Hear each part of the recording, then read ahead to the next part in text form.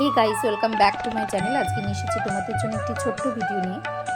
সেটি হচ্ছে আগামীকাল দোল উৎসব। সেই দোল উৎসব উপলক্ষে তোমাদের সাথে আমি আজকে আলোচনা করব। তবে শোনো, নবদ্বীপে কেন দোল উৎসব বিখ্যাত সেই সম্পর্কেই তোমাদের সাথে আমি আলোচনা করব।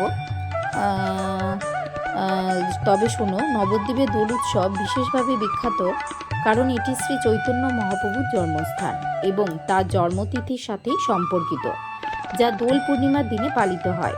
তাই এই শহরে দোল উৎসবের একটি বিশেষ তাৎপর্য রয়েছে।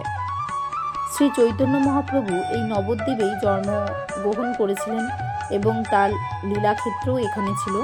তাই এই দোল উৎসবের এই নবদ্বীপের একটি বিশেষ তাৎপর্য রয়েছে। দোল পূর্ণিমার দিনটিকে গৌর পূর্ণিমাও বলা হয়ে থাকে, কারণ এই দিনে শ্রী চৈতন্য মহাপ্রভুর জন্ম হয়ে থাকে।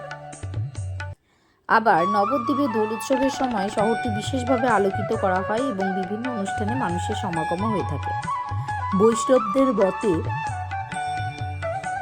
দোল পূর্ণিমার দিন শ্রীকৃষ্ণ আবির নিয়ে শ্রীরাধা ও অন্যান্য গোপীদের সঙ্গে রং খেলায় মত্ত ছিলেন, যা থেকে দোলযাত্রার সূচনা হয়ে থাকে।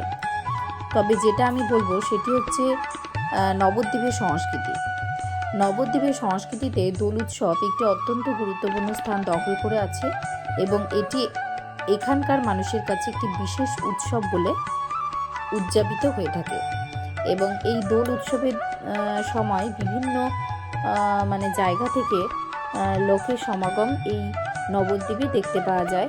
তারা এই দোল উৎসবে আনন্দে মেতে ওঠে এবং বিভিন্ন ভক্তরা এখানে প্রসাদ পান এবং এখানে খুবই আনন্দ করে দোল খেলেন। ধন্যবাদ।